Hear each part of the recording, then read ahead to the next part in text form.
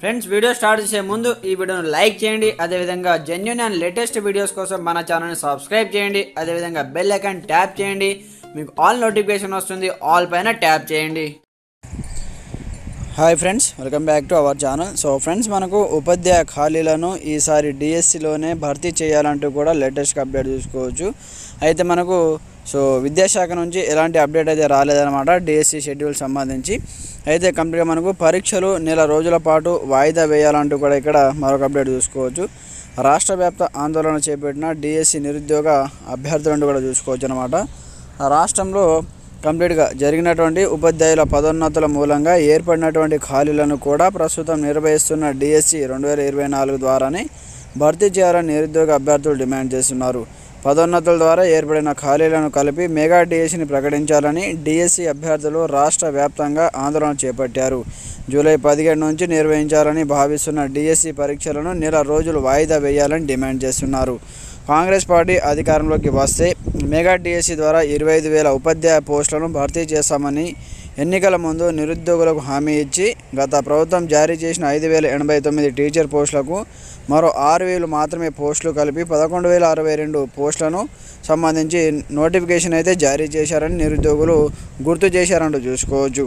కానీ ఇప్పుడు టీచర్ల బదిలీలు పదోన్నతుల ప్రక్రియ ముగింపు దశలో ఉంది కాబట్టి కొత్తగా ఏర్పడిన 15,000 టీచర్ పోస్టులు ప్రస్తుత డిఎస్సిలోనే జత చేసి 20,000 నుంచి 25,000 టీచర్ పోస్టులను భర్తీ చేయాలని, ఎన్నికలకు ముందు ఇచ్చిన హామీ నెరవేర్చాలని, అలాగే డిఎస్సి పరీక్షలు ఆన్లైన్ విధానంలో రద్దు చేసి ఆఫ్లైన్లోనే ఆగస్టులో పరీక్షలు నిర్వహించాలని డిమాండ్ చేస్తూ రాష్ట్ర వ్యాప్తంగా కంప్లీట్గా డిఎస్సి అభ్యర్థులు అన్ని జిల్లాల్లోనూ ఆందోళనలు చేస్తున్నారంటూ కూడా చూసుకోవచ్చు.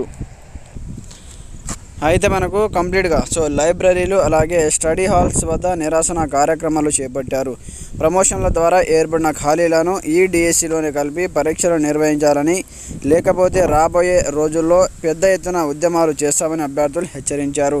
కంప్లీట్గా డిఎస్సి పరీక్షలు ఆన్లైన్ విధానంలో రద్దు చేసి ఆఫ్లైన్లోనే ఆగస్టులో పరీక్ష నిర్వహించాలని డిమాండ్ అయితే చేయడం జరిగిందనమాట. అలాగే మనకు 15,000 టీచర్ పోస్టులను కలిపి 20,000 నుంచి 25,000 వరకు మెగా డిఎస్సిని ప్రకటించాలని కోరడం జరిగింది.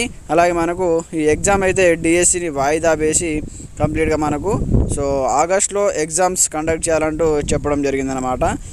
ఆగస్టు నెలలో మనకు ఎగ్జామ్ పెట్టండి అని డిఎస్సి ఎగ్జామ్ పెట్టాలని అయితే డిమాండ్ చేస్తున్నారు. ఈ వచ్చే నెల 17వ తేదీన జరిగేటటువంటి డిఎస్సి ఎగ్జామ్ను పోస్ట్ పోన్ చేస్తూ విద్యార్థులు అయితే నిరసన చేపట్టారన్నమాట. మరి చూడాలి, దీనిపైన విద్యాశాఖ ఇప్పటి వరకు ఎలాంటి అప్డేట్ అయితే ఇవ్వలేదు. మరి పోస్ట్ పోన్ చేస్తుందా? 15,000 నుంచి మనకు 15,000 పదోన్నతుల బదిలీల ద్వారా ఏర్పడిన 15,000 టీచర్ పోస్టులకు సంబంధించి అవి కూడా యాడ్ చేసి 20,000 నుంచి 25,000 మెగా డిఎస్సిని ప్రకటిస్తుందా, డిఎస్సిని పోస్ట్ పోన్ చేస్తుందా, అలాగే లేదా నెక్స్ట్ మంత్లో కండక్ట్ చేస్తుందా అనే దాని గురించి విద్యాశాఖ నుంచి ఎలాంటి అప్డేట్ అయితే రాలేదు. వచ్చిన వెంటనే వీడియో అనేది పోస్ట్ చేయడం జరుగుతుంది.